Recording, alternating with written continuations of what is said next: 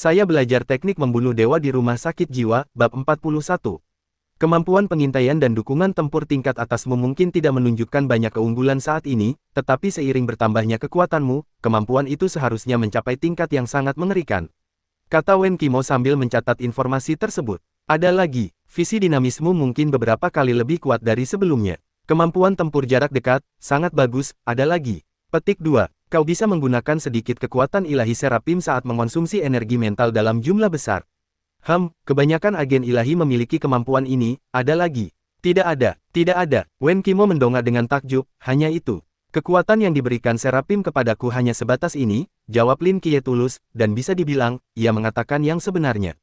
Wen Qimo sedikit mengernyit, berpikir sejenak, lalu menggelengkan kepalanya berulang kali, tidak. Ini adalah alam ilahi fana, meskipun hanya di alam, lampu, kekuatan yang ditunjukkannya seharusnya jauh lebih dari ini. Maksudmu, kemampuanku saat ini belum sempurna. Lin Qiye tertegun. Wen Qimo mengangguk. Begini, agen Athena di tim Phoenix bisa menghancurkan gedung dengan satu pukulan dan mencabik-cabik makhluk mistis di alam kolam dengan tangan kosong ketika pertama kali memasuki alam Zan. Kemampuanmu memang bagus, tapi hanya bagus. Yang terpenting, semua yang telah kau tunjukkan sejauh ini adalah kemampuan pendukung tempur. Tapi, itu alam Dewa Michael. Bagaimana mungkin kekuatannya hanya sekecil itu? Lin Qiye menatap kosong ke arah tangannya. Tapi aku benar-benar hanya merasakan kemampuan-kemampuan ini. Wen Qimo merenung sejenak dan melanjutkan, ada dua kemungkinan sekarang. Pertama, ketika Serapim memilihmu sebagai agen mereka hanya memberimu sebagian kecil dari kemampuan itu. Kurasa ini kemungkinan yang paling mungkin. Kedua, kemampuanmu yang lain di reruntuhan dewa selalu ada, tetapi kau tidak bisa merasakannya sekarang, atau kau secara tidak sadar mengabaikannya. Diabaikan secara tidak sadar, misalnya, katakanlah kemampuanmu adalah bernapas melalui kulit. Karena kau sudah lama menggunakan kemampuan ini, kau jadi terbiasa sepenuhnya. Setelah sekian lama, meskipun kau terus mempertahankan kemampuan ini, secara tidak sadar kau mulai mengabaikannya karena menggunakan kemampuan ini sudah menjadi nalurimu. Maksudmu, aku mungkin sudah menggunakan kemampuan ini tanpa menyadarinya. Tepat sekali. Coba pikirkan baik-baik, dari kecil hingga dewasa, adakah yang berbeda darimu dibandingkan orang lain? Lin Qiye merenung sejenak, buta. Petik 2. Itu tidak masuk hitungan. Wen Qimo mendesah tak berdaya, sebenarnya, aku pribadi condong ke kemungkinan pertama, Serapim memang tidak pernah memberimu reruntuhan ilahi yang lengkap. Lagi pula, itu adalah reruntuhan ilahi milik Serapim. Sekalipun benar, seperti yang ditunjukkan hipotesis kedua, bahwa kau sudah menggunakannya sejak lama, tidak ada alasan kau harus tetap bersikap biasa saja. Kau seharusnya bisa meledakkan sekelompok orang hanya dengan bersin. Singkatnya, sebelumnya aku bilang alam ilahi fana-mu saat ini mungkin berada pada tingkat risiko tinggi, tapi sepertinya aku melebih-lebihkanmu. Dilihat dari kemampuan yang telah kau tunjukkan sejauh ini, mungkin berada pada tingkat risiko normal. Wen Qimo membuat beberapa catatan tambahan di dokumen itu, menghiburnya, tapi jangan berkecil hati. Seiring kekuatanmu tumbuh, kemampuanmu selanjutnya akan muncul secara bertahap. Lagi pula, kau adalah agen Seraph, dia tidak akan membiarkanmu kehilangan muka seperti ini. Lin Qiye mengangkat bahu, kuharap begitu. Meskipun Lin Qiye merasa sedikit frustrasi, itu hanya sedikit. Dengan rumah sakit jiwa para dewa, dia sebenarnya tidak terlalu bergantung pada Seraph. Lagi pula, ada 6 dewa yang dipenjara di rumah sakitnya untuk dipilihnya. Sekarang setelah kita memiliki pemahaman awal tentang kemampuanmu, kita harus mulai berlatih. Wen Qimo merangkum dokumen itu dan segera menyusun rencana latihan untuknya. Bagaimana caraku berlatih? Secara umum, kemampuanmu saat ini berfokus pada persepsi dan prediksi. Kemampuan ini relatif lebih mudah dilatih daripada kemampuan yang bisa melepaskan rasengan kapan saja. Kau hanya perlu mengintegrasikan tubuhmu dengan kemampuanmu secara bertahap. Wen Qimo menunjuk ke ruangan di belakangnya. Di dalamnya terdapat ruangan berisi 39.000 pistol karet mini tersembunyi. Pistol itu bisa menembakkan 1 hingga 39.000 peluru karet per detik. Meskipun kecepatan terbang pelurunya sedikit lebih lambat daripada peluru sungguhan, itu sudah cukup untuk levelmu saat ini.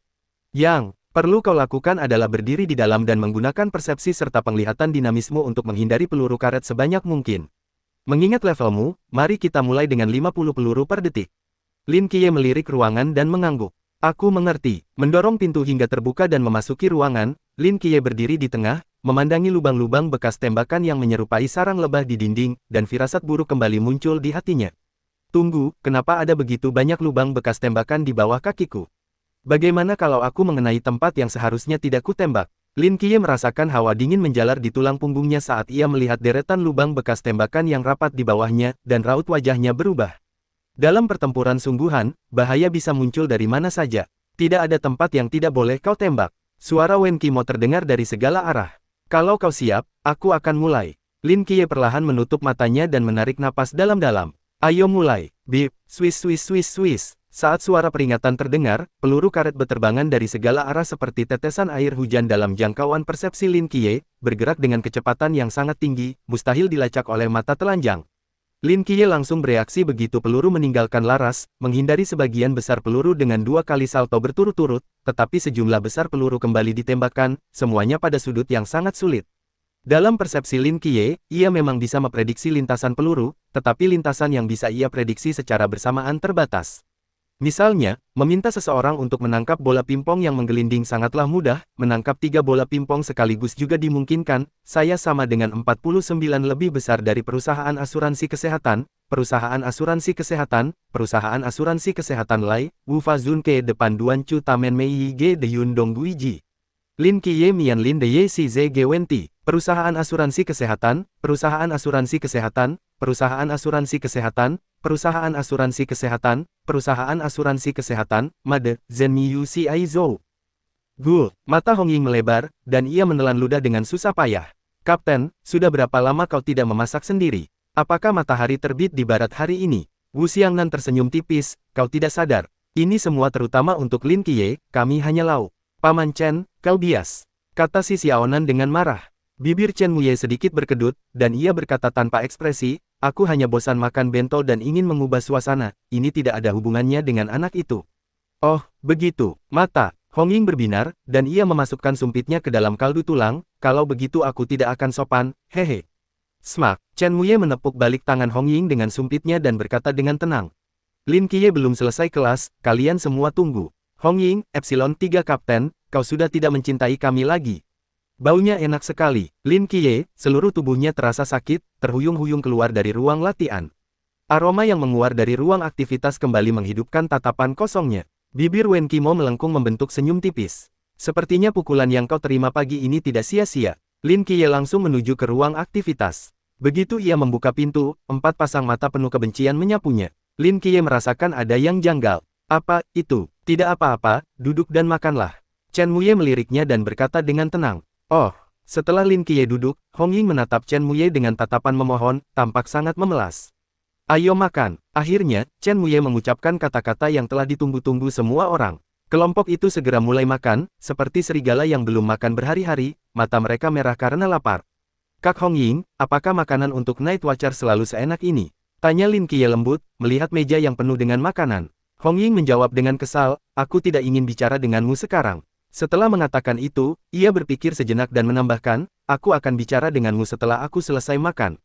Ya, Kapten, apakah kau belajar sesuatu dari latihan hari ini? Ya, banyak. Chen Muye mengangguk, berhenti sejenak, lalu melanjutkan, apakah sakit? Petik 2 titik. Sedikit. Xiaonan, obati dia nanti saja. Si Xiaonan cemberut dan mengangguk patuh, baiklah. Chen Muye berpikir sejenak dan menambahkan, tidak perlu sembuh total, asalkan dia masih bisa dipukuli besok. Klak, 2 pasang sumpit bertabrakan di kaldu tulang, menimbulkan suara pelan. Kedua pasang sumpit itu terkunci dalam kebuntuan, masing-masing memegang sepotong daging, tak satu pun mengalah. Hong Ying dan Wu Xiangnan saling menatap, terkunci dalam kebuntuan ini, tatapan mereka seolah memicu serangkaian kembang api di udara. Wu Xiangnan, aku melihat potongan daging ini duluan, kata Hong Ying, melotot. Wu Xiangnan dengan tenang menjawab, aku yang ambil duluan. Petik 2. Lepaskan. Aku tidak mau. Lepaskan. Aku tidak mau. Percikan api di antara keduanya semakin kuat.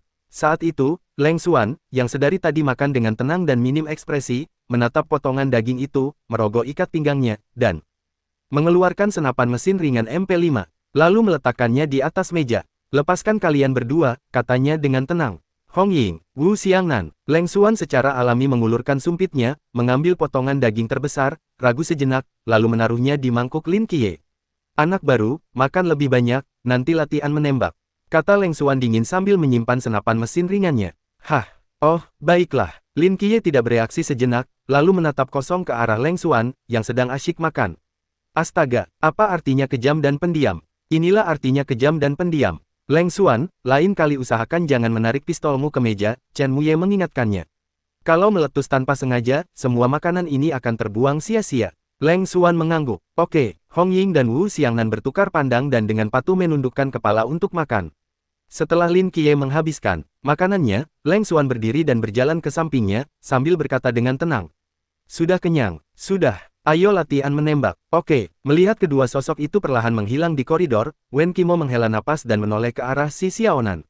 Xiaonan, ada apa? Statusmu sebagai kesayangan kelompok telah tergantikan. Pistol adalah senjata api, kristalisasi kebijaksanaan manusia. Di lapangan tembak, Leng Xuan berdiri di depan dinding yang dipenuhi berbagai macam senjata dan berkata tanpa ekspresi. Untuk makhluk mitos tingkat tinggi, senjata api kurang berguna, tetapi untuk makhluk mitos tingkat rendah, senjata api seringkali lebih efektif daripada senjata jarak dekat. Terutama bagi pemula, belajar menggunakan senjata api sangat penting sebelum mengembangkan keterampilan pertempuran jarak dekat yang kuat. Leng Xuan mengambil pistol dari dinding di belakangnya dan meletakkannya di depan Lin Qiye. Aku hanya akan mengajarimu dua hal, teknik menembak dan prinsip-prinsip senjata api. Ini cukup untukmu, kecuali kau berencana untuk berspesialisasi dalam senjata api nanti. Lin Qiye mengangguk berulang kali. Sekarang, ambil pistol ini dan tembak sasarannya. Biarkan aku melihat bakatmu. Leng Xuan menunjuk sasaran yang tak jauh darinya. Lin Qiye mengangguk, mengambil pistol, dan berdiri di depan panggung tembak. Ia menarik napas dalam-dalam, meniru gerakan yang pernah dilihatnya di televisi. Lalu mengangkat pistolnya, sama dengan 75 lebih besar dari bidik, tembak. Bang! Sebuah tembakan terdengar, dan wajah kedua orang itu langsung muram. Tembakannya meleset, Leng Xuan berjalan ke sasaran, memeriksa beberapa kali untuk memastikan tidak ada lubang peluru. Ekspresinya tampak agak muram, meleset dari sasaran pada jarak 30 meter. Ini, Lin Qiye meletakkan senjatanya, terbatuk dua kali, bagaimana dengan bakatku? Leng Xuan meliriknya, lalu menutup matanya dengan putus asa. Kau sama sekali tidak punya bakat. Lin Qiye, kembali ke Villa Hong Ying. Lin Qiye ambruk lemah di sofa, menggosok matanya yang lelah. Latihan hari itu merupakan siksaan ganda, baik secara fisik maupun mental. Pertama, ia diserang secara brutal oleh kapten, lalu dihujani peluru karet. Pelajaran menembak malam itu, meskipun tidak melelahkan secara fisik, berulang kali menghancurkan harga dirinya. Ia benar-benar tidak punya bakat menembak. Saat Lin Qiye keluar dari ruang latihan setelah latihan malam itu, ia dapat dengan jelas merasakan bahwa Leng Xuan bahkan lebih lelah daripada dirinya. Yang terpenting, cahaya di mata Leng Xuan telah padam. Leng Xuan mencoba menghiburnya, mengatakan bahwa ini tidak terlalu buruk untuk seorang pemula dan ia harus berlatih lebih keras. Namun saat mereka berbincang, Lin Qiye malah menghiburnya. Jangan khawatir, kurasa kekurangan bakatku hanya sementara. Aku akan menjadi lebih baik dengan lebih banyak latihan. Kau harus percaya padaku, dan percaya pada dirimu sendiri. Keahlian menembakmu sangat bagus, tidak ada alasan kau tidak bisa mengajariku, kan? Waktu, yang terpenting waktu. Bersabarlah, optimislah, setidaknya dalam jarak 20 meter, aku masih bisa mengenai sasaran. Masih ada harapan. Tepat ketika Lin Qiye merasa sedih, sesosok cantik menghampirinya dengan tenang. Adik Qiye, apakah kamu sangat lelah? Hong Ying, mengenakan piyama lembut, memegang secangkir teh dan tersenyum sambil menyerahkannya kepada Lin Qiye. Lin Qiye memaksakan senyum, menerima tehnya, dan berkata, terima kasih. Sebenarnya, tidak apa-apa, meskipun aku lelah, ini sangat memuaskan. Lin Qiye menyesap tehnya, melihat sekeliling, dan bertanya, di mana Xiaonan? Dia tampak sedikit marah karena kau merebut posisinya sebagai kesayangan kelompok, jadi dia kembali ke kamarnya. Tidak heran, saat dia merawatku tadi, dia terus mencubit kulitku. Kupikir itu prosedur normal. Lin Qiye menyentuh memar di lengannya dan tiba-tiba tersadar. Hong Ying terkekeh. Sebenarnya, kapten itu tegas pada semua orang. Ketika aku pertama kali datang ke sini, meskipun aku seorang gadis, dia sama sekali tidak menahan diri dan membuatku menangis. Hong Ying mendongak ke jendela, seolah teringat sesuatu, dan senyum tersungging di bibirnya. Agak kasar. Tidak, sama sekali tidak kasar. Hong Ying menggelengkan kepalanya. Penurunan angka kematian Night Watchers di kota Changnan pada dasarnya berkat kapten. Salah satu alasannya adalah kekuatannya sendiri, dan yang lainnya adalah, dia sangat bertanggung jawab kepada anggota tim lainnya. Semakin keras dia memukulmu, semakin kau akan mengingat rasa sakitnya dan tumbuh lebih cepat. Dia lebih suka anggota timnya membencinya daripada mereka mati di medan perang karena mereka tidak cukup kuat. Apakah kau mengerti? Lin Qiye terdiam cukup lama, seolah teringat tatapan tajam Chen Muye pagi itu, lalu perlahan mengangguk. Aku tahu, bibir Hong Ying sedikit melengkung, dan seperti seorang kakak perempuan, dia menepuk-nepuk rambut Lin Qiye dan berkata lembut, baiklah, kalau kau lelah, istirahatlah lebih awal. Selamat malam, selamat malam. Lin Qiye berpamitan pada Hong Ying dan kembali ke kamarnya. Ia menyeret tubuhnya yang lelah ke tempat tidur dan menatap kosong ke langit-langit yang kosong. Setelah beberapa saat, ia perlahan turun dari tempat tidur. menghunus pedang lurusnya dari sarungnya, memegang pedang di satu tangan dan sarungnya di tangan lainnya, memejamkan mata dan mengingat setiap teknik pedang yang digunakan Chen Muye hari itu, lalu mengayunkan pedang itu berulang-ulang. Di bawah sinar bulan yang redup, bel sekolah berbunyi pelan, dan sekelompok siswa SMA berjalan keluar gerbang sekolah, mengobrol dan tertawa sambil menuju pintu keluar.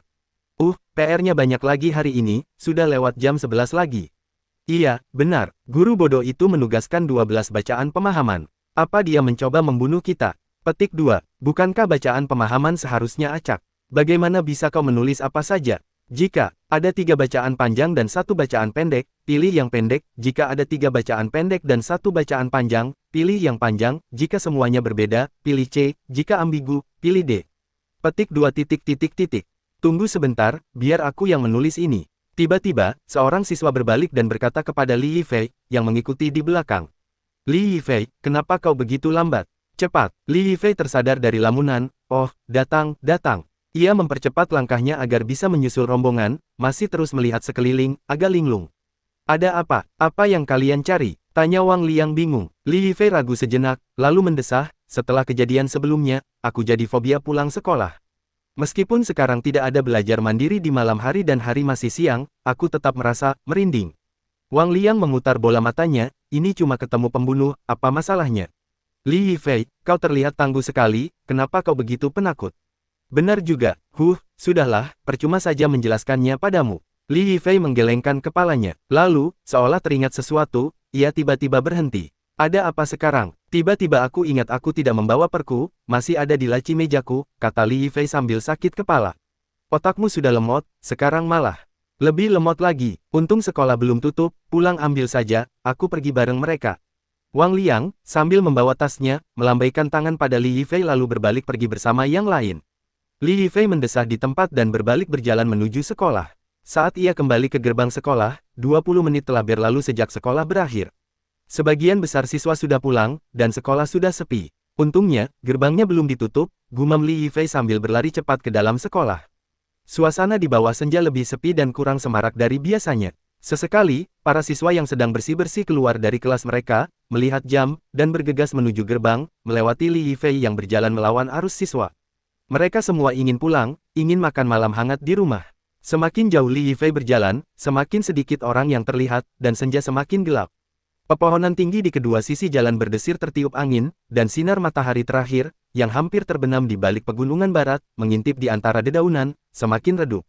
Li Yifei bergegas ke gedung SMA kelas 2, melangkah 2 langkah ke lantai 4, dan tiba di ruang kelasnya. Di koridor yang kosong, selain senja yang remang-remang, hanya Li Yifei yang ada di sana. Saat itu, sebagian besar siswa yang sedang membersihkan telah pergi, dan bahkan pintu kelas pun terkunci. Namun, ini tidak menghentikan Li Yifei. Ia dengan cekatan membuka jendela, meletakkan ranselnya, dan menggunakan tangannya untuk menopang dirinya di ambang jendela sebelum masuk ke dalam. Buku PR, ketemu. Li Yifei mengaduk-aduk mejanya sebentar, mengeluarkan sebuah buku catatan, dan matanya berbinar. Ia memasukkan buku catatan itu ke dalam tasnya, pergi ke jendela, dan bersiap untuk keluar lagi dengan cara yang sama.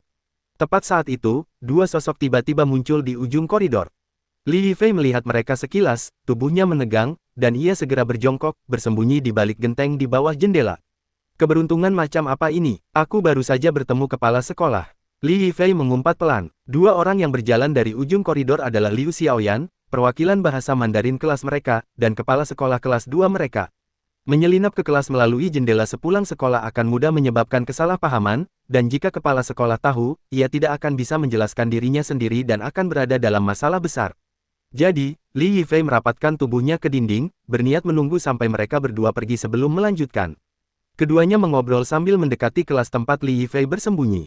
Perlahan-lahan, Li Yifei dapat dengan jelas mendengar percakapan mereka. Jadi, kalian benar-benar perlu mengasah kemampuan bahasa Mandarin kelas kalian. Pilih penulis terbaik untuk berpartisipasi dalam kompetisi tingkat kota. Saya mengerti, Direktur. Kami punya cukup banyak penulis hebat di kelas kami, misalnya. Saat mereka berjalan, Direktur tampak lelah dan berhenti, meletakkan tangannya di pagar koridor.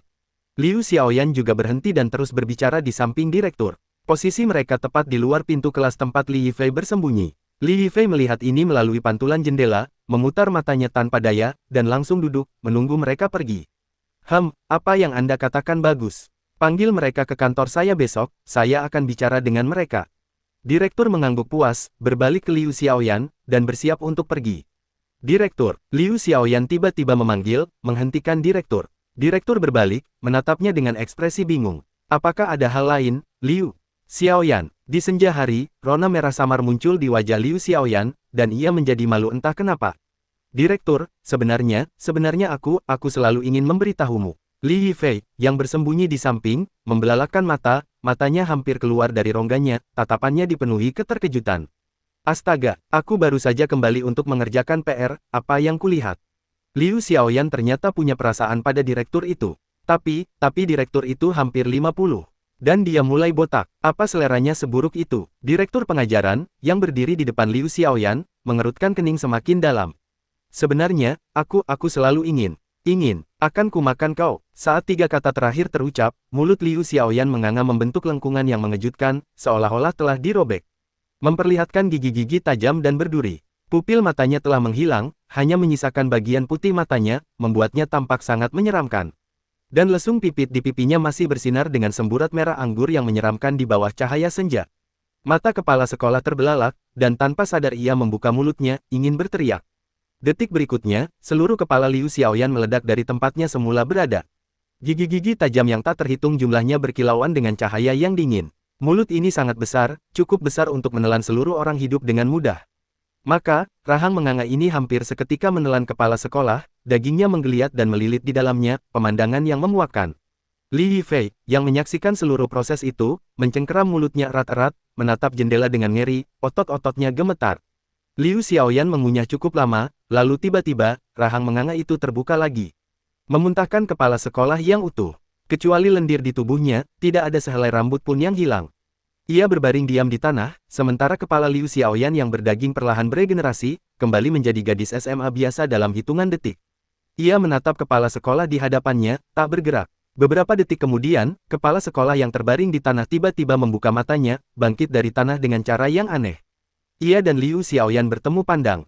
Keduanya menampakkan senyum. Keduanya melangkah pergi dengan langkah yang serempak dan menakutkan, perlahan menghilang di ujung koridor. Baru setelah memastikan kepergian mereka, Li Yifei melepaskan cengkeramannya, jatuh lemas ke tanah, terengah-engah. Dalam benaknya, hanya dua kata yang terngiang. Lagi, ding dong, selamat datang. Lin Qiye mendorong pintu kantor dan melihat Hong Ying duduk tegak di sofa, tenggelam dalam pikirannya.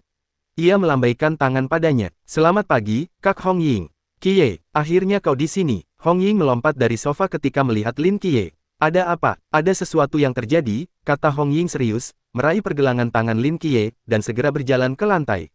Ini pertama kalinya Lin Qiye melihat Hong Ying dengan ekspresi seserius itu. Alisnya sedikit berkerut. Misteri telah turun. Ya, dan itu sangat merepotkan. Keduanya mendorong pintu dan memasuki ruang kegiatan. Lin Qiye kemudian menyadari bahwa semua orang dari tim 136 sudah ada di sana. Chen Wuyi, yang sedang bersandar di pilar, berjalan ke meja konferensi dan duduk ketika melihat Lin Qiye tiba, masih tanpa ekspresi. Semuanya sudah di sini, ayo kita bersiap untuk rapat. Setelah semua orang duduk, Chen Wuyi mengetuk meja dengan buku jarinya dan perlahan berkata, tadi malam, kami menerima kabar bahwa makhluk mistis lain yang diduga muncul. Lokasinya di SMP Changnan No. 2, SMP No. 2, Lin Qiye terkejut. Ya, sekolahmu dulu. Chen Wuyi mengangguk, dan sepertinya orang yang melaporkan itu adalah kenalan lamamu. Chen Wuyi memanggil ke ruangan di belakang, hei, nak, apa kau sudah bangun? Keluarlah kalau kau sudah bangun. Semua orang menoleh, dan tak lama kemudian, pintu ruangan perlahan terbuka, dan seorang anak laki-laki bermata merah keluar.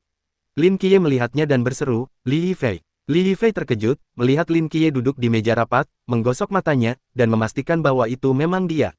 Lin Qiye, apa yang kau lakukan di sini? Apa kau juga melihat monster itu? Bukan, dia salah satu dari kami. Wu Xiangnan menggelengkan kepalanya dan berkata, anggota sementara. Chen Wuyi mengoreksi. Li Yifei menatap Lin Qiye dengan mulut ternganga, baru bereaksi setelah jeda yang lama. Astaga, mereka bilang kau bergabung dengan tentara, tapi kau malah berakhir di sini. Lin Qiye mengangkat bahu. Ada sesuatu yang tak terduga terjadi. Kau bisa bicarakan urusanmu nanti. Kita bicarakan kasusnya dulu, Chen Wuyi mengingatkannya. Lalu, seolah teringat sesuatu, ia menambahkan, biasanya, jika suatu kasus tampak misterius, kami biasanya melaporkannya ke polisi terlebih dahulu, baru kemudian mereka melimpahkannya kepada kami. Tapi anak ini terlibat dalam kasus topeng hantu terakhir kali, menghubungi kami, dan bahkan menandatangani perjanjian kerahasiaan, jadi dia langsung menghubungi kami, melewatkan langkah tengah. Ini pengecualian, prosedur penanganan kasus kami yang biasa tidak seperti ini. Semua orang mengangguk, tetapi Lin Qiye tahu betul bahwa kata-kata Chen Muye ditujukan kepadanya. Ceritakan padaku. Oke, Li Yifei menelan ludah, mengenang, tadi malam, aku kembali ke sekolah untuk mengerjakan PR, dan kebetulan aku melihat. Li Yifei menceritakan apa yang dilihat dan didengarnya kemarin secara detail. Semakin ia mendengarkan, semakin para anggota tim mengerutkan kening. Setelah Li Yifei selesai berbicara, Wu Xiangnan mengangguk. Jika apa yang dikatakan anak ini benar, maka ada kemungkinan 95% bahwa masalah ini melibatkan misteri.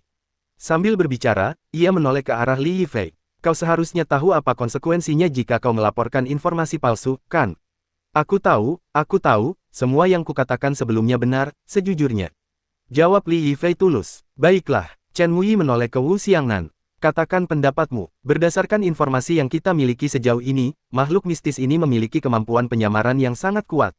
Saat berubah menjadi orang lain, ia masih bisa berkomunikasi secara normal tanpa ketahuan.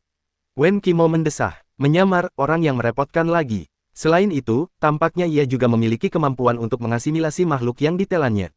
Itulah yang perlu kita waspadai, kata Wu Xiangnan. Seperti zombie di film, infeksi tak terbatas. Tanya Hong Ying. Meskipun metode infeksinya berbeda, dari segi efek, keduanya memang serupa. Kalau begitu, tidak bisakah kita langsung masuk ke sekolah dan membunuh Liu Xiaoyan? Mata Hong Ying berbinar. Tidak sesederhana itu. Lin Qiye, yang duduk di ujung sana, tiba-tiba angkat bicara. Karena ia dapat menginfeksi orang lain, kita tidak bisa memastikan apakah Liu Xiaoyan adalah wujud aslinya, karena ia mungkin telah terinfeksi oleh orang lain. Qiye benar, Wu Xiangnan mengangguk. Kesulitan terbesar dalam peristiwa misterius ini adalah kita tidak tahu dari mana sumber rute infeksi aneh ini. Ini seperti ketika kita pergi membunuh zombie, jika kita tidak dapat menemukan induk zombie. Bahkan jika kita membunuh semua keturunan lainnya, itu akan sia-sia. Lagi pula, kita tidak tahu sudah berapa lama makhluk mistis ini ada atau berapa banyak orang yang telah terinfeksi. Wen Qimo menambahkan, Liu Xiaoyan mungkin orang pertama yang terinfeksi, atau mungkin orang kesekian kalinya. Kita bahkan perlu bersiap untuk kemungkinan terburuk. Skenario terburuk, tanya Hong Ying ragu. Itu berarti seluruh SMA No. 2 telah menjadi sekolah monster. Wu Xiangnan berbicara perlahan, matanya dipenuhi kesungguhan. Terlebih lagi, monster ini tidak hanya telah menginfeksi sekolah, tetapi juga bagian lain kota Changnan. Mendengar ini, Li Yifei tiba-tiba bergidik. Kau, apa maksudmu? Pernahkah kau berpikir? Wu Xiangnan perlahan berdiri, menatap langsung ke mata Li Yifei, dan berkata dengan tenang. Di sekolah ini, selain kau, semua guru, teman sekelas, adalah monster yang menyamar. Tidak, bahkan kau, yang berdiri di sini sekarang. Mungkinkah, tanpa disadari, aku telah menjadi bagian dari misteri ini? Pupil mata Li Yifei tiba-tiba mengerut, merasakan hawa dingin menjalar dari telapak kakinya langsung ke otaknya, pikirannya menjadi kosong total. Baiklah, Xiangnan, berhentilah menakutinya. Wen Qimo berdiri sambil tersenyum, jika memang begitu, gagak bencana pasti sudah berkaok. Karena ia belum bergerak, artinya situasinya belum mencapai titik berbahaya itu. Gagak bencana, apa itu? Lin Qiye menatap Hong Ying dengan bingung. Itu seekor gagak, dan juga benda terlarang dengan aura terlarangnya sendiri.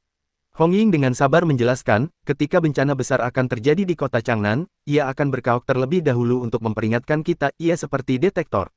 Oh, Lin Qiye mengangguk. Singkatnya, misteri ini telah terungkap, kita harus menyelidikinya secara menyeluruh. Jika kita membiarkan monster ini terus berkembang, masa depan yang digambarkan Xiangnan mungkin tak lama lagi. Chen Muye berbicara perlahan. Xiangnan, apa rencanamu? Wu Xiangnan duduk, membetulkan kacamatanya, dan berkata dengan serius, kurasa tugas yang paling mendesak adalah menemukan lokasi makhluk mitos itu dan berapa banyak orang yang telah terinfeksi. Jadi, aku mengusulkan agar kita dibagi menjadi dua kelompok.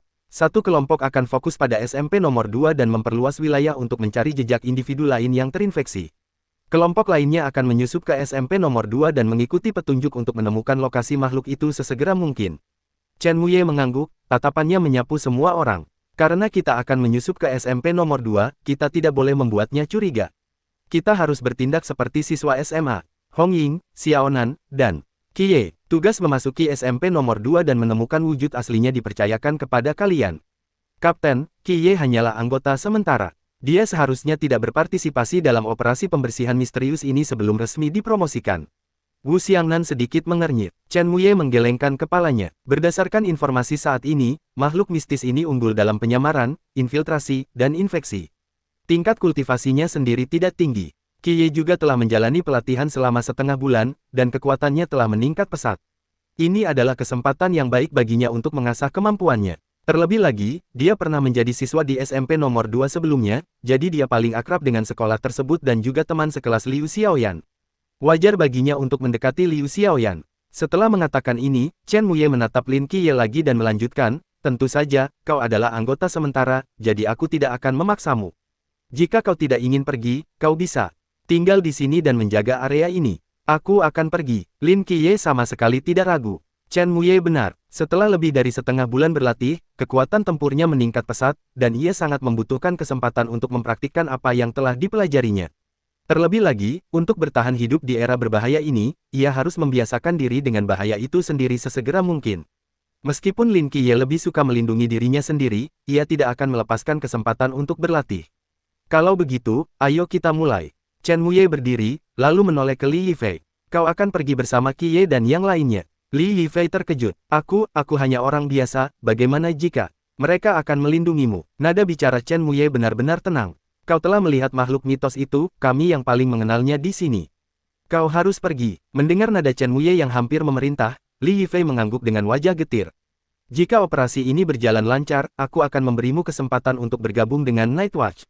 Chen Muye berkata perlahan sambil berjalan menuju pintu. Mata Li Yifei langsung berbinar. Tepat saat Lin Qiye hendak pergi, Leng Xuan, yang berdiri di pojok, tiba-tiba memanggilnya. Lin Qiye, Leng Xuan menghampirinya, mengeluarkan pistol hitam dari pinggangnya, dan menyerahkannya kepada Lin Qiye. Ini, ambillah, magasinnya sudah penuh, kata Leng Xuan tenang. Tapi keahlian menembakku, bagaimana jika aku tak sengaja melukai seseorang? Raut wajah Lin Qiye langsung berubah muram. Leng Xuan menatapnya penuh arti, lalu berbalik dan pergi. Arti pistol bukan hanya tentang membunuh. Lin Qiye berdiri tertegun sejenak, lalu memasukkan kembali pistolnya ke saku dan berjalan menuju pintu keluar. 20 menit kemudian, 3 sosok yang membawa kotak-kotak berbeda berdiri di depan gerbang SMP nomor 2, tampak tertekan. Qiye, kenapa seragam sekolahmu jelek sekali? Hong Ying menatap seragam SMA merah putih itu dan berkata dengan nada meremehkan. Seragam sekolah putri lumayan bagus, kata Lin Qiye, menunjuk seragam biru putihnya sendiri. Anak-anak laki-laki itu jelek sekali. Lagi pula, seragam sekolah terlihat bagus atau tidak itu subjektif. Kamu sudah cukup baik. Di bawah sinar matahari, Hong Ying mengenakan kemeja putih lengan pendek di balik seragam sekolah bergaris merah putih, resletingnya terbuka, sedikit bergoyang tertiup angin. Kuncir kudanya yang tinggi diikat, dan ia membawa kotak hitam panjang di punggungnya, memancarkan semangat muda. Si Xiaonan, yang berdiri di sampingnya, tampak sangat berbeda. Ia mengenakan kemeja lengan panjang bergambar kartun, seragam sekolahnya melilit pinggangnya seperti rok, dan rambut hitam panjangnya diikat menjadi 2 sanggul besar, membuatnya tampak seperti gadis muda yang pemalu dan naif. Hong Ying mengedipkan mata pada Lin Qiye sambil menyeringai, adik Qiye, aku tidak menyangka kamu begitu pandai berkata-kata. Masalahnya sekarang, kelas pertama pagi ini sudah dimulai di tengah jalan. Bagaimana kita bisa menyelinap masuk? Lin Qiye melirik jam lalu menatap penjaga keamanan yang berwajah galak di gerbang. Lagi pula, kita membawa barang-barang ini, kita pasti akan dihentikan dan diinterogasi, kata si Xiaonan lirih, sambil menatap kotak hitam di tangannya. Sederhana, kan? Bibir Hong Ying sedikit melengkung, ia menegakkan kepala dan menunjuk ke dinding setinggi lebih dari 2 meter tak jauh dari sana, panjat dinding. Lin Qiye merenung sejenak, lalu menoleh ke arah si Xiaonan, yang tingginya hanya sebahu dan tampak rapuh dan lemah, aku tidak masalah, tapi Xiaonan mungkin akan kesulitan. Si Xiaonan, garis bawah. Ia memutar bola matanya diam-diam ke arah Lin Qiye, bergerak cepat, dan dalam sekejap mata, ia sudah berada di samping dinding. Jari kakinya mengetuk dinding beberapa kali, dan ia melayang seperti kupu-kupu ringan. Ia membawa kotak hitam itu di satu tangan, berputar setengah lingkaran di udara, dan mendarat tanpa suara di sisi lain dinding. Hong Ying menutup mulutnya dan terkekeh, Qiye, Xiaonan mungkin gadis yang lembut, tapi dia sudah menjadi anggota Night Watch selama 2 tahun, jangan remehkan dia. Setelah mengatakan itu, Hong Ying juga berlari cepat ke arah dinding, melangkah beberapa langkah di sepanjang dinding seperti angsa yang terkejut, melompatinya dengan mudah, anggun dan elegan. Lin Qiye berjalan ke dasar dinding, pikirannya kembali pada penampilan lompat dinding mereka yang luar biasa, dan bibirnya sedikit berkedut. Agak memalukan, dia menarik napas dalam-dalam, pertama-tama melempar kotak hitam itu, lalu melompat tinggi, menopang dirinya di tepi dinding dengan kedua tangan, dengan mudah melewatinya. Meskipun terlihat cukup bagus, semuanya relatif. Dengan penampilan gemilang Hong Ying dan si Xiaonan di depannya, Lin Qiye tiba-tiba merasa malu. Lumayan keren. Hong Ying mengembalikan kotak hitam Lin Qiye kepadanya, tersenyum memberi semangat. Lin Qiye menggelengkan kepalanya, ingin mengakhiri topik itu secepat mungkin. Kalau begitu, kita lanjutkan saja rencananya. Aku akan kembali ke kelas untuk memeriksa Liu Xiaoyan lebih dekat. Kalian pergi ke gedung kantor untuk menyelidiki dekan kemahasiswaan. Oke, komunikasikan lewat earphone. Hong Ying menunjuk earphone tak terlihat di telinganya, berbalik, dan pergi bersama si Xiaonan. Setelah beberapa langkah, ia berhenti sejenak, lalu berbalik dengan agak malu. Di mana gedung kantornya? Dan di mana kantor dekan kemahasiswaan? Lin Qiye tanpa daya menunjuk ke sebuah gedung tinggi di kejauhan, 403. Sama dengan 54 lebih besar dari. Jadi, kita katakan, ganjil berubah, genap tetap sama, tandanya bergantung pada kuadran. Semua orang harus mengingat aturan ini. Sekarang mari kita lihat pertanyaan berikutnya. Di podium, seorang pria parubaya berkacamata sedang menjelaskan dengan penuh semangat, sambil memegang catatan kuliahnya. Tiba-tiba, terdengar ketukan di pintu. Tok tok tok, semua orang menoleh ke arah pintu, tempat Lin Qiye, yang sudah lebih dari 10 hari tak mereka temui, berdiri diam, memegang kotak hitam, sedikit membungkuk.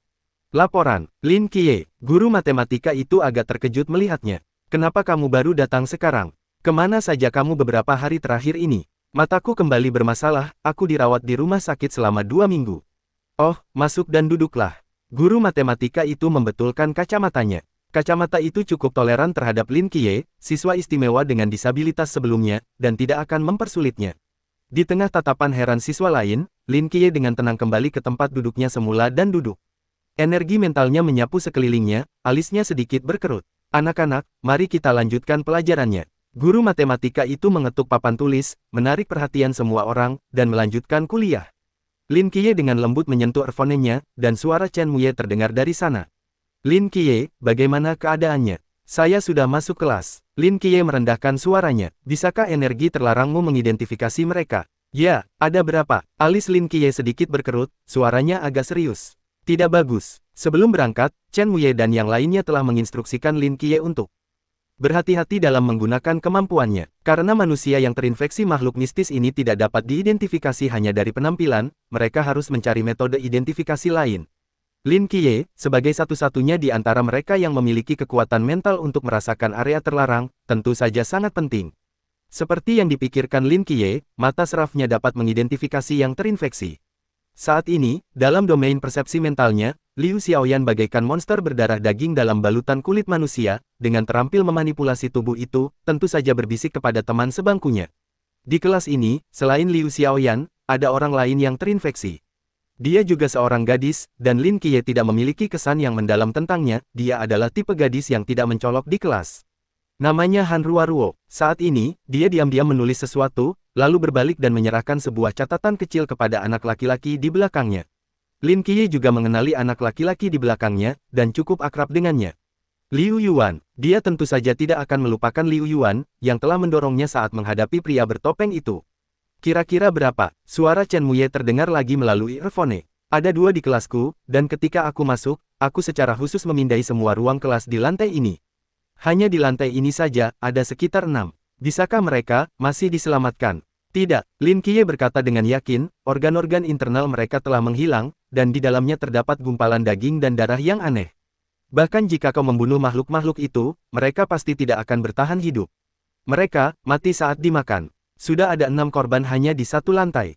Jika kita melihat seluruh sekolah, berapa banyak orang yang akan mati?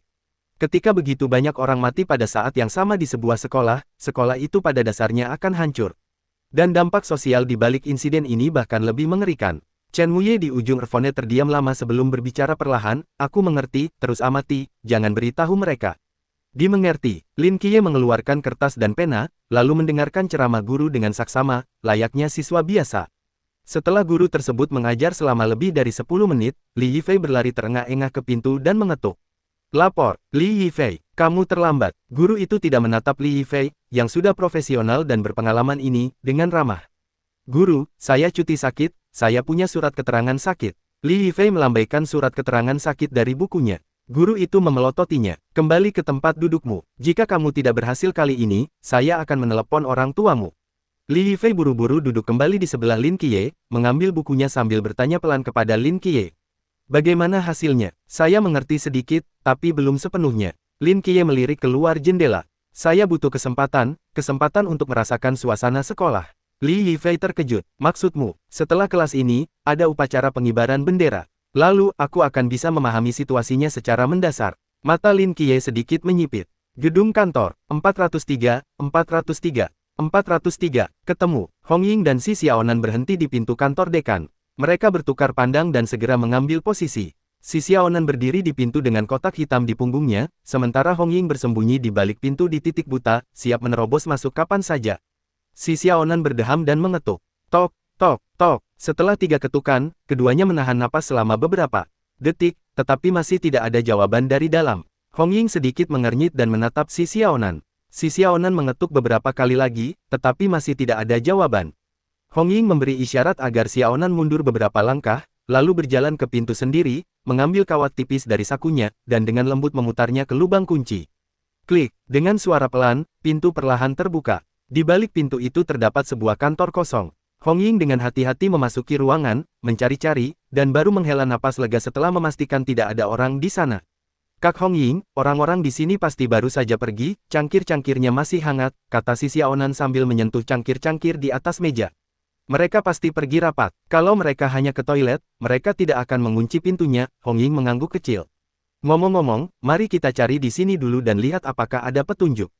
Si Xiaonan mengangguk. Aku akan mengawasimu. Ia menutup pintu, berbalik ke jendela, dan mengeluarkan sebuah cermin kecil nan halus dari sakunya, dengan saksama mengamati sekelilingnya melalui pantulannya.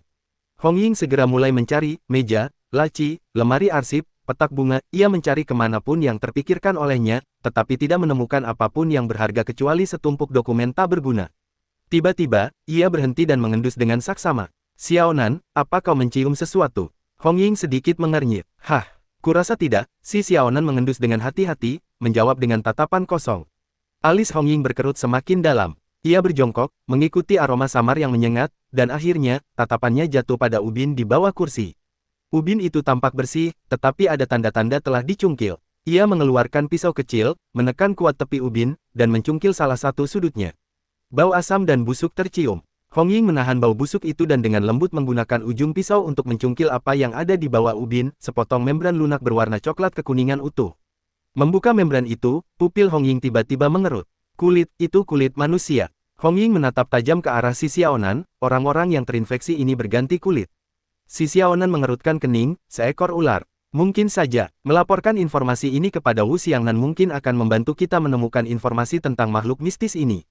Hong Ying segera memasukkan kembali kulit itu ke dalam ubin, menutupinya. Tepat saat Hong Ying telah menyembunyikan semua jejak kehadirannya, sebuah melodi tiba-tiba terdengar dari luar jendela, mengejutkannya. Mendengar alunan melodi yang familiar itu, Hong Ying berjalan ke jendela, melihat ke bawah ke arah semakin banyaknya mahasiswa yang keluar dari gedung, bergumam dalam hati, upacara pengibaran bendera.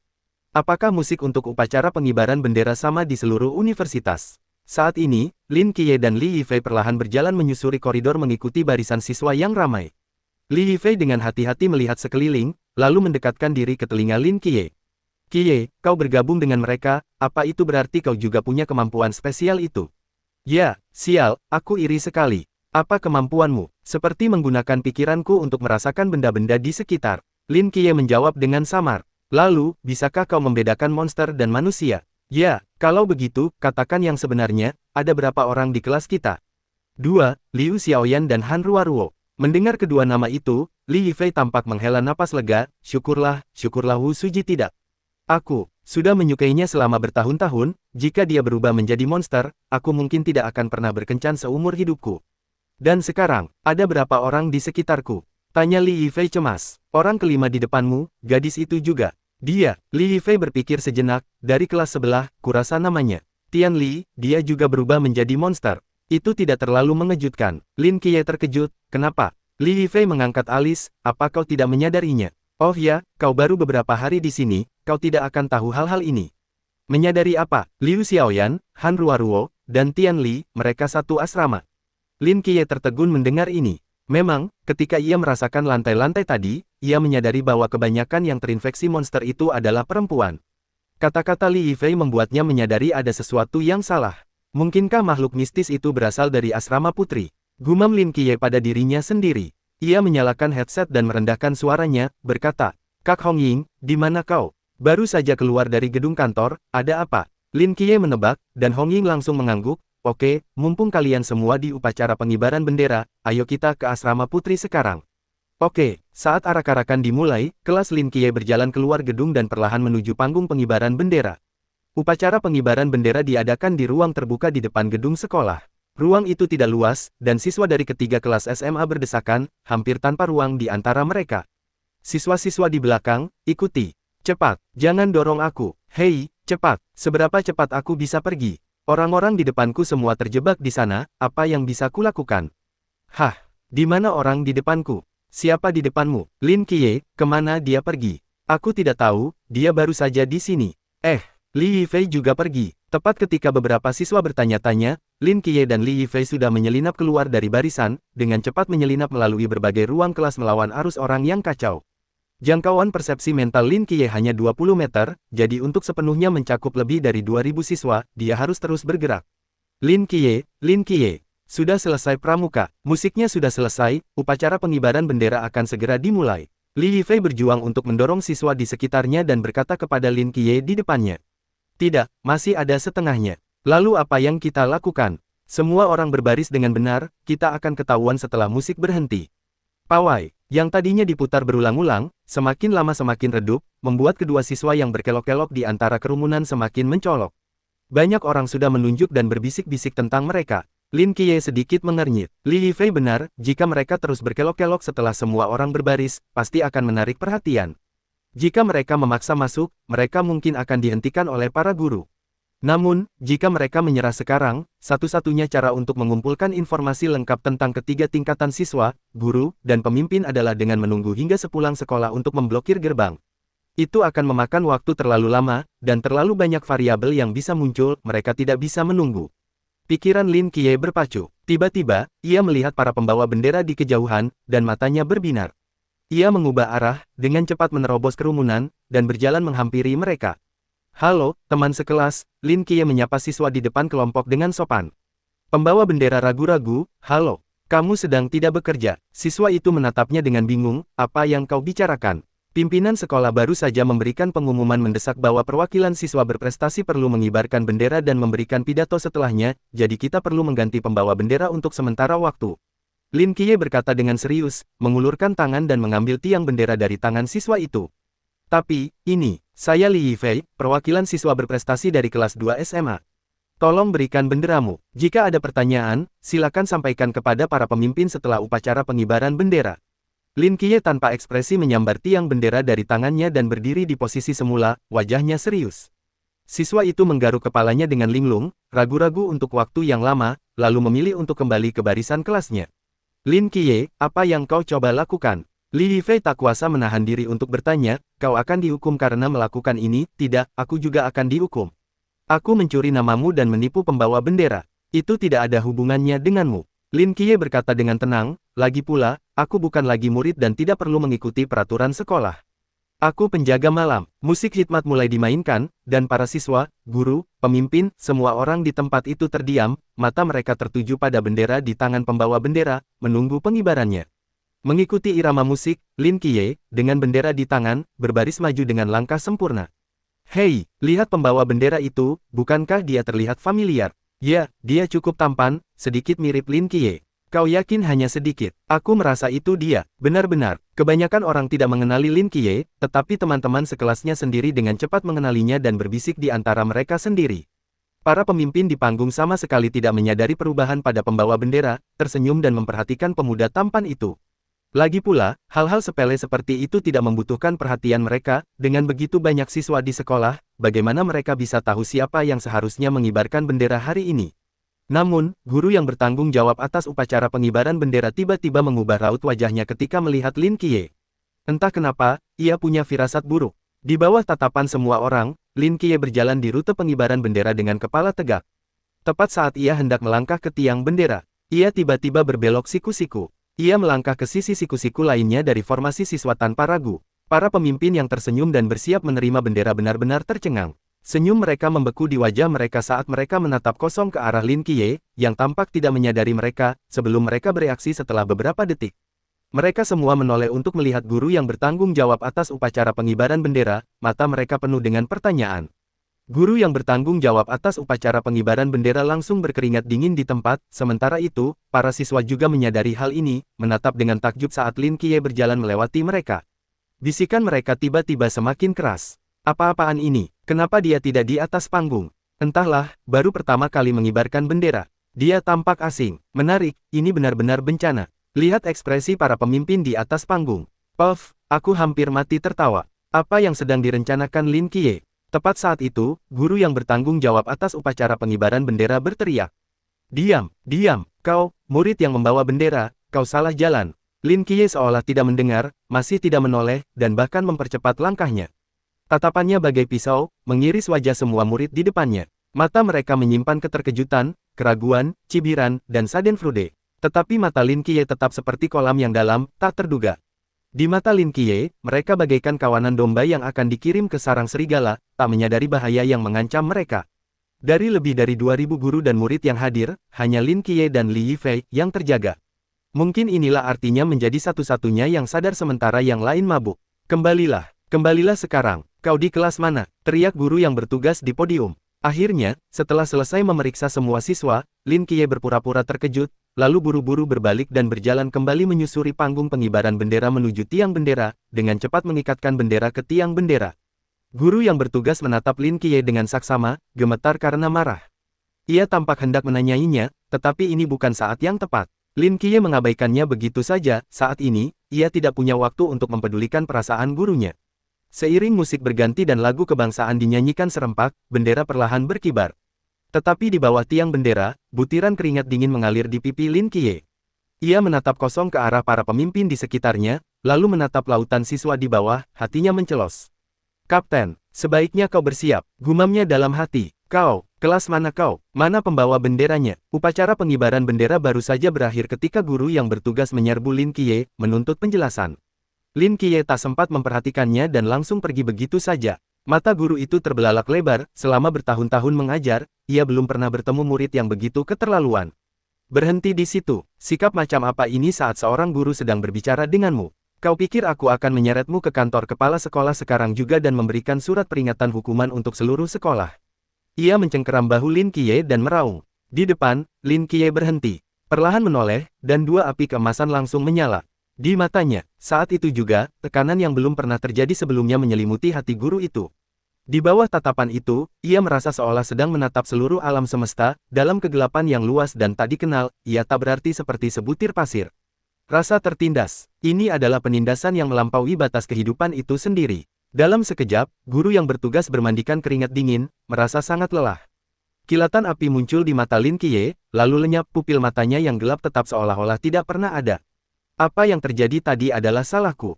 Kau bisa memberikan teguran dari seluruh sekolah, atau bahkan mengajukan keluhan kepada pihak sekolah, kata Lin Qiye dengan tenang, menatap guru yang terengah-engah itu. Tapi kau harus menunggu sampai aku menyelesaikan tugasku. Setelah itu, Lin Qiye berbalik dan, meninggalkan guru yang bertugas ketakutan, bergegas pergi. Kapten, 7 malam, laporkan situasimu. Aku sudah memeriksa semua guru dan siswa di seluruh sekolah. Situasinya mengerikan. Aku merasa menyelesaikan ini secara diam-diam sama sulitnya dengan memanjat ke langit. Ceritakan secara detail. Di antara ketiga tingkatan tersebut, jumlah orang yang terinfeksi di tahun pertama dan ketiga SMA relatif kecil, hanya berjumlah 10 orang. Situasi di tahun kedua SMA adalah yang paling serius, dengan total 36 orang yang terinfeksi. Bahkan, separuh siswa di satu kelas terinfeksi. Dan ini baru siswa. Di antara para guru dan pimpinan, ada juga hampir 20 orang yang terinfeksi. Jadi, saya dapat menyimpulkan bahwa setidaknya 60 guru dan siswa di seluruh SMA 2 telah berubah menjadi monster. Keheningan menyelimuti ujung headset. Kapten, lebih dari 60 orang terinfeksi. Sekalipun setiap orang yang terinfeksi hanya berada di alam, Zan, masih ada lebih dari 60 monster alam, Zan, di SMA ini.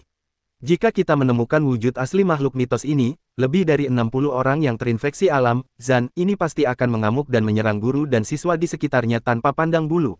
Lagi pula, jumlah mereka terlalu banyak. Begitu ada yang kabur dari sekolah, itu akan menjadi bencana yang memengaruhi seluruh kota Changnan. Lin Qiye dengan tenang menyatakan kesimpulannya. Kie, ini bukan sekali ada yang lolos dari sekolah. Suara terpotong terdengar dari ujung earphone yang lain.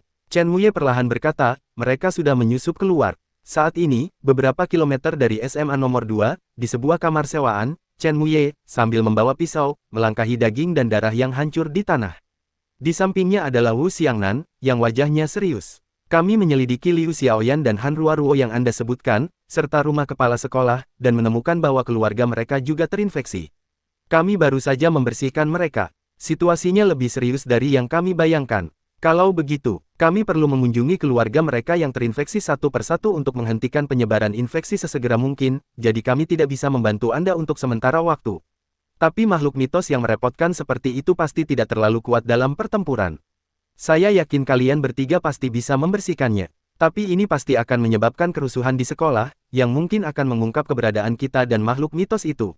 Jangan khawatir, kita punya benda terlarang bernama bisikan mimpi, yang bisa menciptakan mimpi dalam jangkauan tertentu dan menghapus sebagian ingatan seseorang.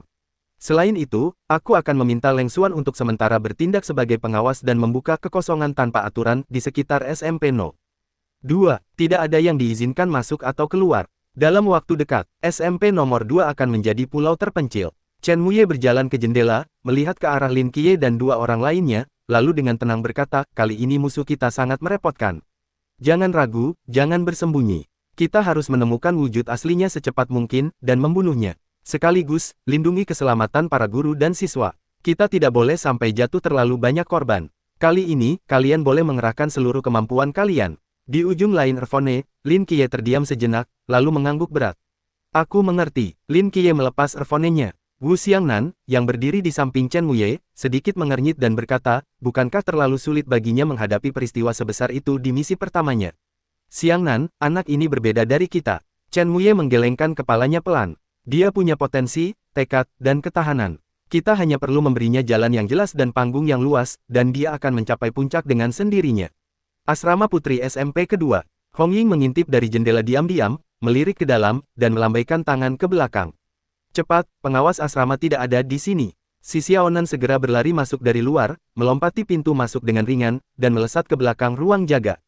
Dengan cara yang sama, Hong Ying dan gadis lainnya menyelinap melewati ruang jaga dan berlari langsung menaiki tangga, melompat 3 anak tangga sekaligus dengan kecepatan luar biasa. Dalam sekejap, mereka sampai di lantai 5. Upacara pengibaran bendera baru saja berakhir, dan semua siswa telah kembali ke kelas masing-masing untuk bersiap. Asrama itu kosong, semua pintu di kedua sisi terkunci, dan ruangan itu gelap dan sempit, hanya seberkas sinar matahari yang menembus dari balkon di bagian paling depan. Hong Ying dengan hati-hati menempelkan dirinya ke dinding, memanfaatkan cahaya redup untuk mengamati lantai. Kata Lin Qiye, gadis-gadis itu ada di kamar mana? Hong Ying berbalik dan bertanya dengan lembut. Kamar kedua terakhir di sisi utara, jawab si Xiaonan. Hong Ying melihat ke arah asrama di sisi utara dan berjalan tanpa suara. Si Xiaonan mencengkeram bajunya erat-erat, sedikit ketakutan terpancar di matanya. Kak Hong Ying, pelan-pelan. Aku tahu, dasar gadis bodoh, kau sama sekali tidak takut monster, tapi kau takut gelap, jawab Hong Ying tanpa daya. Keduanya perlahan mendekati pintu asrama. Hong Ying menggunakan jarum tipis untuk membuka kuncinya lagi, dan pintu asrama pun perlahan terbuka. Seperti dugaan Hong Ying, asrama itu kosong. Keduanya masuk dan segera menggeledah ruangan. Cek, asrama sekolah ini lumayan bagus, balkonnya juga cukup luas, ujar Hong Ying sambil membuka pintu dan melangkah ke balkon. Tiba-tiba, ia seperti melihat sesuatu, pupil matanya mengecil tajam. Di rak pakaian asrama, selain setumpuk pakaian dan pakaian dalam berwarna merah muda yang halus tergantung di sana, juga terdapat 4 kulit manusia tipis, yang bergoyang tertiup angin. Kak Hong Ying, si Xiaonan juga melihat pemandangan ini, wajahnya pucat pasi. Hong Ying mengerutkan kening, berjalan melewati kulit manusia, dan mencapai tepi balkon, melihat keluar. Asrama ini adalah bangunan paling terpencil di seluruh sekolah. Di seberang balkon terdapat ruang terbuka yang belum dikembangkan tanpa bangunan lain. Pantas saja mereka berani menggantungkan kulit manusia di sana dengan begitu berani. Tapi bagaimana jika orang lain datang berkunjung? Memikirkan hal ini, mata Hong Ying menyipit, dan ia segera keluar dari asrama dan membuka pintu asrama sebelah. Di balkon kamar itu, juga terdapat 4 kulit manusia yang berkibar tertiup angin. Di sebelah, dan di sebelah lagi. Hong Ying menggeledah beberapa asrama di sekitarnya, dan sebagian besar balkon tergantung kulit manusia, beberapa dengan 1, beberapa dengan 2, dan beberapa dengan 4.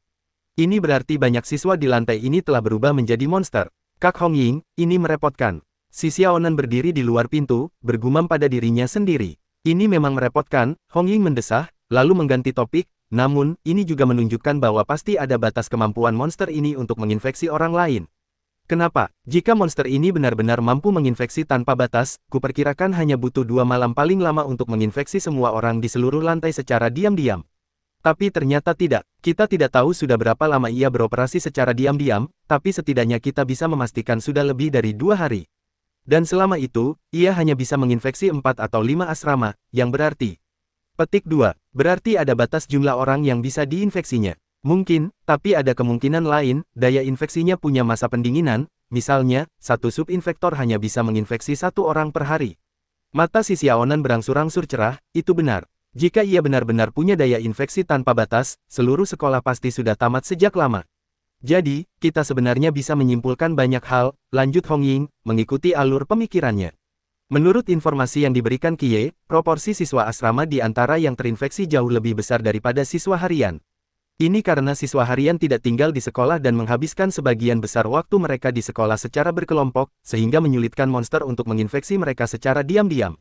Selain itu, proporsi anak perempuan di antara yang terinfeksi jauh lebih besar daripada anak laki-laki, bukan hanya karena anak perempuan relatif lebih mudah menjadi sasaran dan lebih mungkin sendirian, tetapi juga karena mata Hong Ying sedikit menyipit saat ia menoleh ke koridor sempit yang remang-remang.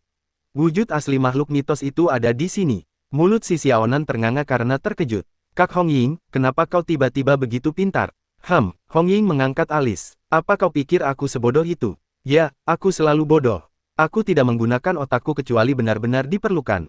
Hong Ying menatap langit-langit tanpa daya. Setelah beberapa saat, ia melepas headset dari telinganya. Oke, kuakui, Kie sudah menceritakan semua itu padaku. Si Xiaonan, petik terbalik. Dia cukup pintar. Si Xiaonan cemberut dan berkata, Hong Ying menghela napas, meskipun aku tidak mau mengakuinya, dia memang terlihat sedikit lebih pintar dariku.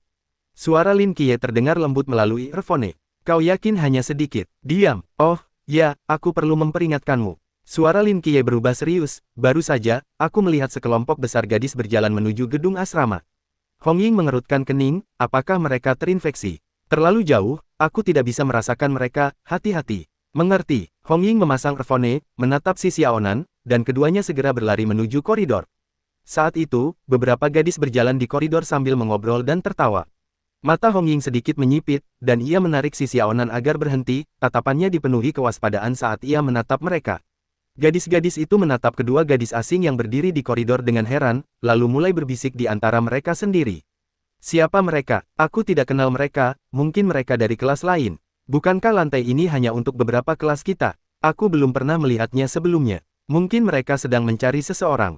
Ya, aku ingin bertanya. Seorang gadis berambut panjang melangkah maju dan bertanya dengan sopan, halo, apakah Anda mencari seseorang? Hong Ying tersenyum, ya, saya mencari Wang Nan dari kelas 6, tapi saya lupa dia di asrama mana. Wang Nan, gadis berambut panjang itu memiringkan kepalanya, tidak ada orang seperti itu di kelas 6, apakah Anda yakin tidak salah? Bukankah ini asrama senior? Bukan, ini asrama junior, asrama senior ada di lantai 1. Oh, begitu. Hong Ying menggaruk kepalanya meminta maaf, meraih tangan si Xiaonan, dan menjawab dengan riang, maaf mengganggumu. Tidak apa-apa, gadis berambut panjang itu tersenyum sopan.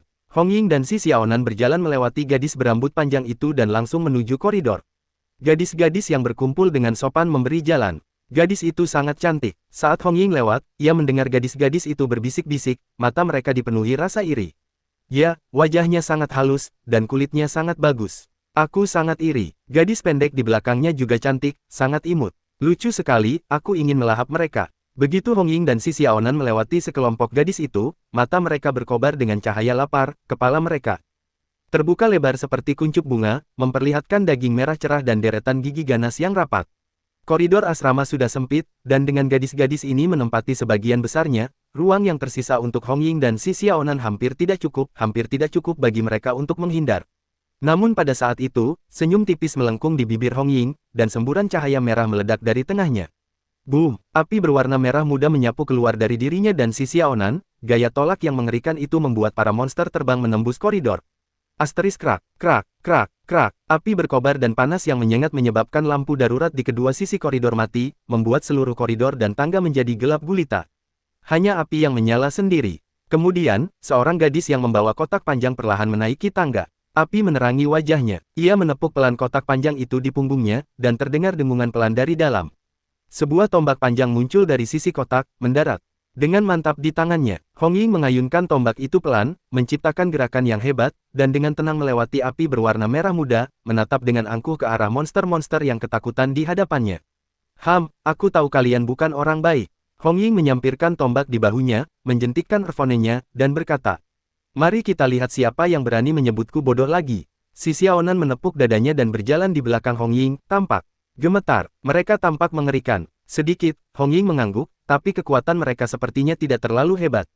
Setelah itu, ia menghentakkan kakinya ke tanah, melesat ke depan seperti anak panah, api berwarna merah muda menyala di ujung tombaknya, meninggalkan jejak api di udara. His. Melihat Hong Ying menyerbu, monster-monster di koridor kembali membuka kepala mereka yang berdaging, memperlihatkan rahang mereka yang mengerikan, siap menelannya bulat-bulat. Hong Ying menyipitkan matanya sedikit, tubuhnya tidak goyah sama sekali, dan langsung menyerang rahang yang menganga itu. Awuwo, tepat saat rahang monster itu hendak melahap Hong Ying, cahaya tombak merah menyala meledak dari ujungnya, api berwarna merah muda menerangi seluruh koridor gelap sesaat. Detik berikutnya, sebuah bola api besar meletus. Ujung tombak itu dengan mudah mengiris tubuh monster itu, api yang berkelap-kelip melahap daging yang hancur dalam sekejap mata. Hong Ying berdiri tegap, dengan santai menyampirkan tombak di bahunya, api masih menari-nari di ujungnya. Ia terkekeh, menatap beberapa monster yang tercengang di hadapannya, dan dengan menantang menggoyangkan jarinya. Kalian semua tidak cukup bagiku. Si Xiaonan bertepuk tangan dengan gembira di sampingnya, Kak Hong Ying keren sekali. Para monster meraung, menatap Hong Ying dengan saksama. Detik berikutnya, semakin banyak sosok muncul di pintu masuk tangga di kedua sisi. Beberapa mengenakan seragam sekolah, beberapa berpakaian sipil, beberapa membawa baskom berisi air, beberapa memegang buku. Rambut hitam panjang mereka tergerai, mata mereka tertuju pada Hong Ying di tengah. Mereka hanya menatapnya dalam diam. Tetes, tetes. Suara air menetes datang dari toilet terdekat. Sedikit gemerisik datang dari langit-langit lantai atas, dan samar-samar suara siswa mengobrol bergema di luar jendela. Seluruh tangga sunyi senyap. Semakin banyak gadis berkumpul di kedua sisi koridor, berdiri di sana dengan kompak bagaikan pasukan yang diam. Pemandangan itu sungguh mencekam. Si Xiaonan diam-diam mendekati Hong Ying dari belakang, mengambil pisau lurus dari kotak hitam di tangannya, dan menggenggamnya erat-erat. 16, 17, 18, Hong Ying menghitung angkanya dengan hati-hati, bergumam dalam hati. 18, angka ini agak merepotkan. Tapi, hanya sedikit. Ruo, kamu bilang ingin minum kalsium AD di kelas terakhir, aku baru saja membeli sebotol saat pergi ke minimarket, ini dia. Di dalam kelas, Liu Yuan memegang sebotol susu kalsium AD dan menyerahkannya kepada Han Ruo, yang duduk di depannya, pipinya sedikit memerah. Han Ruo berbalik, tersenyum manis kepada Liu Yuan, dan menerima kalsium AD itu. Terima kasih, Liu Yuan, kamu sangat baik padaku. Melihat senyum Han Ruo, Liu Yuan merasakan gelombang kebahagiaan dan langsung menepuk dadanya, meyakinkannya. Jangan khawatir, Ruo, katakan saja apa yang ingin kau minum, dan aku akan membelikannya untukmu. Oke, Han Ruo mengangguk, ragu sejenak, lalu mendekatkan diri ke telinga Liu Yuan dan berkata dengan suara lembut dan manis. Liu Yuan, sepulang sekolah, bisakah kau menungguku di garasi? Liu Yuan sepertinya teringat sesuatu, jantungnya berdebar kencang. Ada sesuatu yang ingin kukatakan padamu. Wajah cantik Han Ruo memerah, dan ia menatapnya dengan tatapan menawan, semuanya dipahami tanpa kata-kata.